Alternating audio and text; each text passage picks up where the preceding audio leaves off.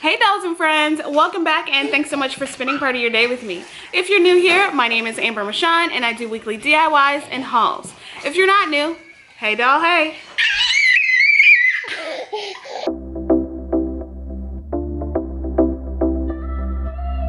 So in today's video, I have a really quick and easy DIY for you. It is how you transform those Dollar Tree houses into something really pretty for your home decor, for like shelves or tables or something like that. I really love how they all turned out. So if you do enjoy this video, give me a big thumbs up as it definitely helps on my channel. If you're new and love what you see, I would love if you would consider subscribing and hitting the bell right next to it so you're notified every time that I upload.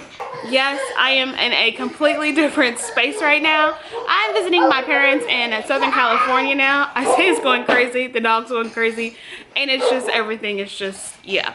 We've been here for a few days, so this is where my intro is being filmed. So I hope you guys do enjoy this video, so let's go ahead and jump right in.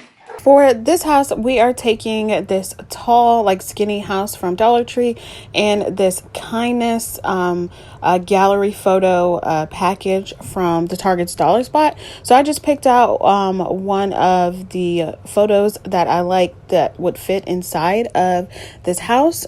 So then I just traced it on the sides with a pencil and then cut that down with my Cricut cutter on both sides. I had to cut it down a couple times actually to make sure that it fit in correctly. And then once I cut that down, I realized that I really needed to pop out the backing of the house frame because I just couldn't like put it inside of there.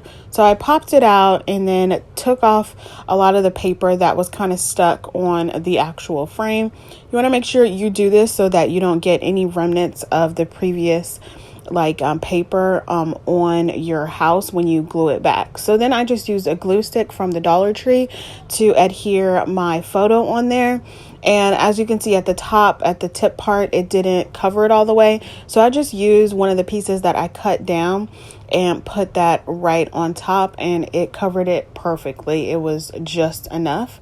And then I cut down the sides once my paper was dried onto my backing. You want to make sure you wait until it dries because it still kind of moves and wiggles around.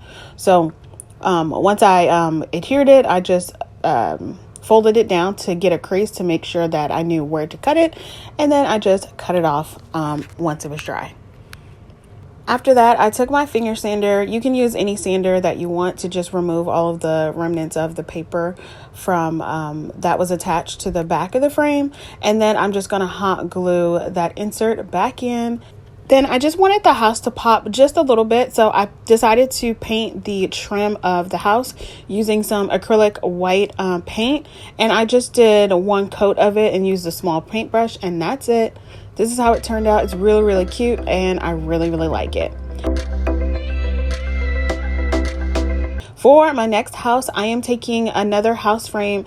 It's more of like the mid-size one, and then a wood plank from Dollar Tree that comes in a pack of 6. So the first thing I did is kind of just eyeballed where I wanted to cut it down, and I used my little knife to score it, and then I used a utility knife to score it even more, and then go ahead and break it apart. I had to score it just a few more times, cut it down just a little bit more to make sure that it fit inside the house the way that I want it. Then I taped off the middle of the house using my painter's tape, and I am going to paint the house black, and then I'm going to use my white acrylic paint again and just paint that wood plank square. And I did 2 houses of black acrylic paint on 2 coats of black acrylic paint on the inside of the house, as well as the trim of the house, and just 1 coat for the wood plank. This is how everything looks after I'm done. Now I'm taking these stencils from Dollar Tree. I'm just going to cut out the one that I want to use and then tape that on to the front of the wood plank and brush that on. Lately, I have not been stippling my stencils on. I've just kind of been painting them on, and I find that the application is a lot better and a lot smoother, and your stencil turns out nicer. It doesn't have a tendency to mess up when you stipple it. So that's what I'm doing here, using my agave chalk paint color and giving that just one coat each time. Once it's dry, I just pull it up and then match it up as best I can to the next side. And I do wipe it down in between each painting so that way it's clean and I don't get any unwanted marks in between. Now, I'm not gonna lie, I did mess this up. Y'all know me, I always tell you guys when I mess up because crafting is not perfect all the time. But I had to do this stencil 4 times and I did it on the back side because I messed up on the front side originally. Once everything was dry and done, I took a black Sharpie marker and just covered in the spots where I didn't get the black paint because my tape was too far over or it just didn't go through. But here's what I said I had to do the front side or the back side of this. So yeah, anyways, I took 2 of those wood cubes from Dollar Tree, hot glued them onto the back of wood plank, and then hot glued it to the middle of the house. And that's it for this one. So cute. I really love the high-end look to this one.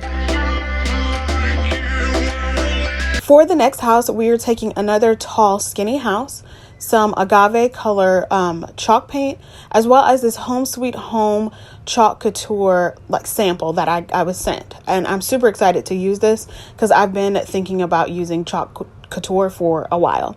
So the first thing I did is remove the tag, and I just do that by using my heat tool and removing that up so I get a nice smooth surface. Then I just give the back of my house 2 coat paints of this agave color. Then I decide to go ahead and paint the rest of the frame white all around, and then I taped it off on the top, give it a chalk paint of white linen color, and I did 2 strips of that actually. Once it was dry, I just removed my tape and it looks really nice. It's not the best or cleanest lines, but I really like it because I love the homemade look to it. Then I took that chalk couture stencil silk screen thing, I'm really not even sure what these are called, and it came with the squeegee tool and this like black shimmer paint, and it is so pretty. I love how you just apply it there, let it dry for a few minutes, and then peel it up, and it's so perfect. I cannot wait to use this again. But that is it for this one. So easy, so cute, and I love that this can be double-sided so you can keep the cactus theme on the front. For the next house, we're using this shorter, wider house from Dollar Tree along with some ribbon that I got from Hobby Lobby and some greenery.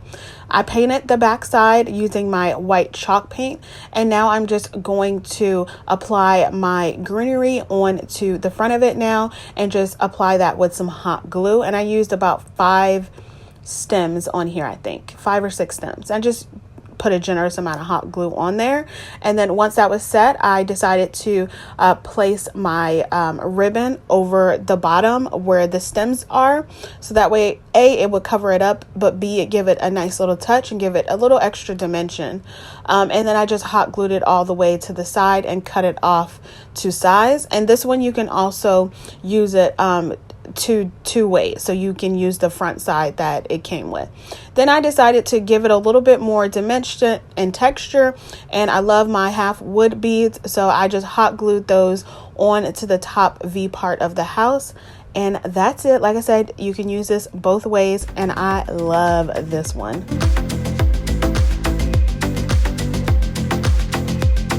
For my last house, I'm using these 4x6 house frames from Dollar Tree, using 3 of them, and all I did was just take out the middle part of this picture frame. I also lost the footage to this next part, but all I did was use my Cricut Joy and cut out the phrases or the words 1, 2, 3, and then I adhered them onto the front bottom corner of each of these frames. Then I'm taking these character picture whatever hanger things from Dollar Tree and just took off the hook part. I've done this before on a previous DIY where I did a shelf, but this time I thought it would be nice to use these house frames as like a key holder, a mask holder, or wherever else. So I just took those off and then screwed them in to the bottom right corner of each of the frames, and then hot glued them together. To hang this, I am actually going to use some of my white jute cord. I got this actually from Hobby Lobby, and I knotted the ends and then cut it down to size. But the way that I did this is I hot glued it so you would see the knot at the very tip of the house on 1 and 3. So that way it looks like it's hanging from the backside, which I mean it is, but I just like the look of the knot on the front. And yeah, that's pretty much it for this. I didn't really style this bit, but I think keys or a mask would go great with this. Nothing heavy, just something really light, super pretty.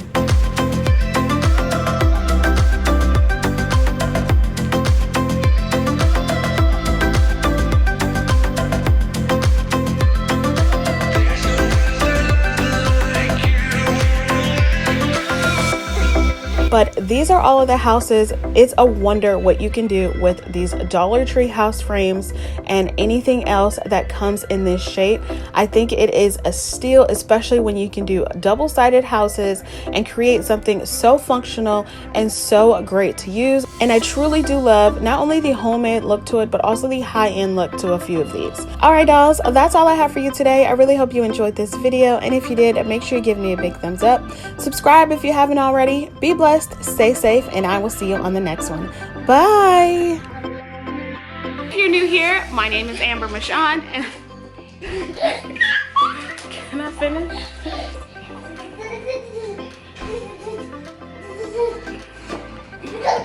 Whoa, you all right?